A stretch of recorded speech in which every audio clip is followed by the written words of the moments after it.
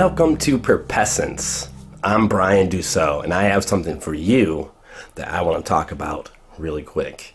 There's this children's book. I'm just going to jump right into this. It's called There's No Such Thing as a Dragon by Jack Kent. And I just want to say how much this relates to all of us as individuals, as a family, a couple, with kids, with marriage, relationships, with family, everything. And I'm going to talk about that. First, I'm going to read the story, though. Billy Bixby was rather surprised when he woke up one morning and found a dragon in his room. It was a small dragon, about the size of a kitten. The dragon wagged its tail happily when Billy patted its head. Billy went downstairs to tell his mother.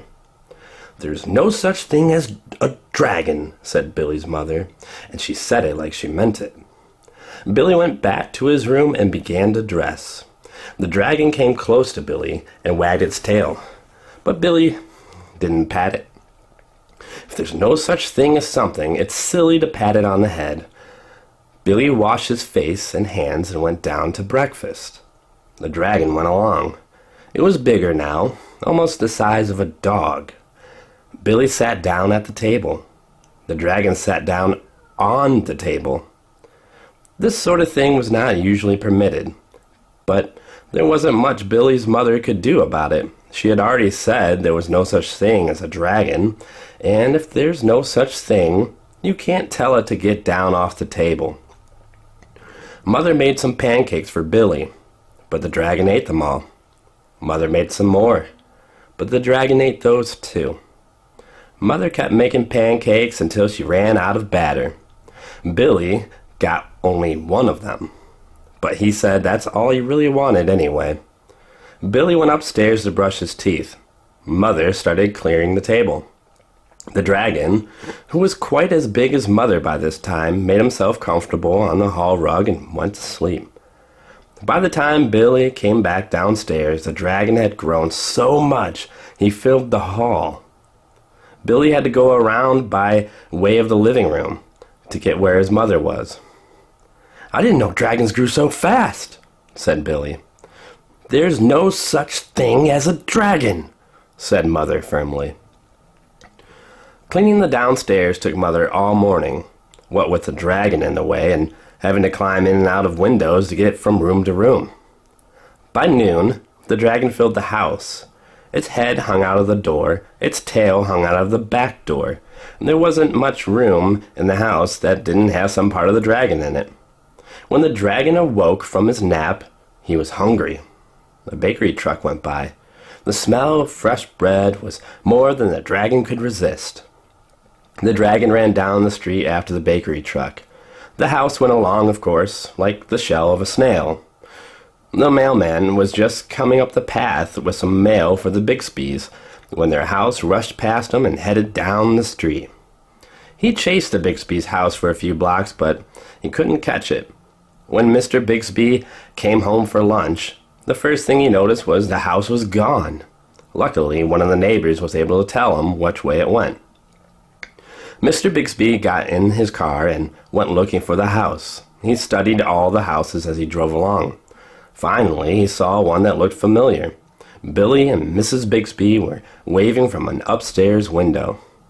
Mr. Bixby climbed over the dragon's head onto the porch roof and through the upstairs window.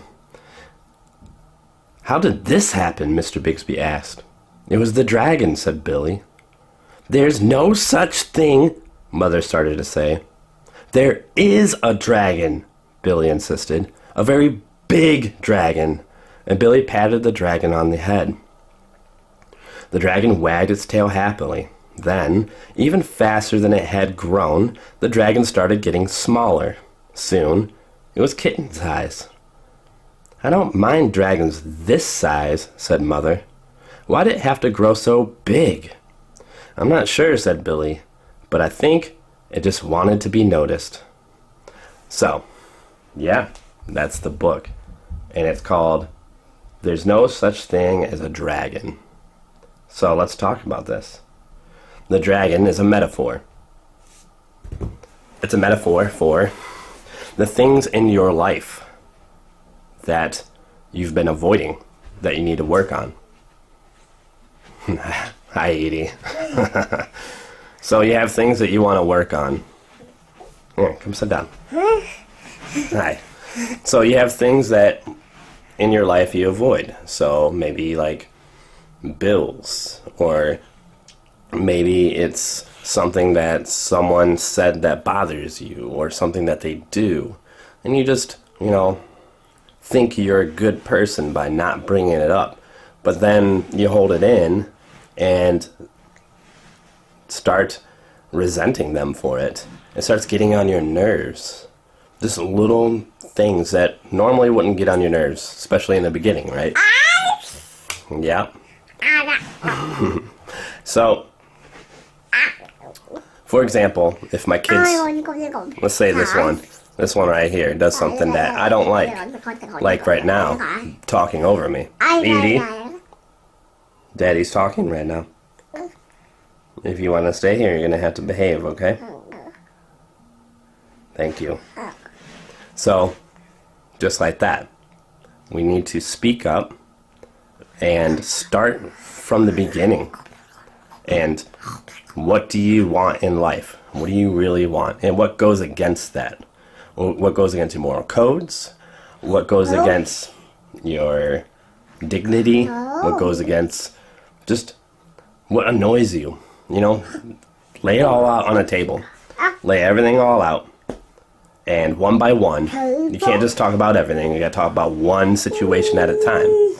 So, like if your kids need to drink out of an open cup, guess what you gotta start doing? You gotta, not just because it's easy to give them a sippy cup or anything like that, and just avoid the problem. They're old enough, they need to drink out of an open cup, like a big boy or a big girl.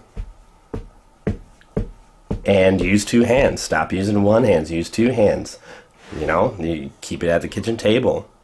And this is something I previously worked on. And it works now. Now it's normal. It's the new normal. Now we work on the next step. So, there's always a step one. Where do you start? The dragon kitten size needs to be noticed. And noticing is the first step, accepting that you have a dragon in your life. So maybe there's something you're not good at. Maybe it's, for me, it's putting away laundry. Really not good at it. That's a dragon in my house. It needs to be worked on. There's all kinds of things we have. And that's a little one. You can have a really big one. You could be fighting with your significant other. You should have arguments, fights, or whatever, but you shouldn't be using, always saying, you always do, the you statements. Start using I statements, or you make me feel like. You could say that, but I would like to say, I feel this way because. That way, when you accuse someone, they go on the defensive. So, be open, be honest, stop attacking, and just tell them straight up. Call them out. That's what we need to start doing. We need to start having each other's back, make each other a better person. And on that note, peace.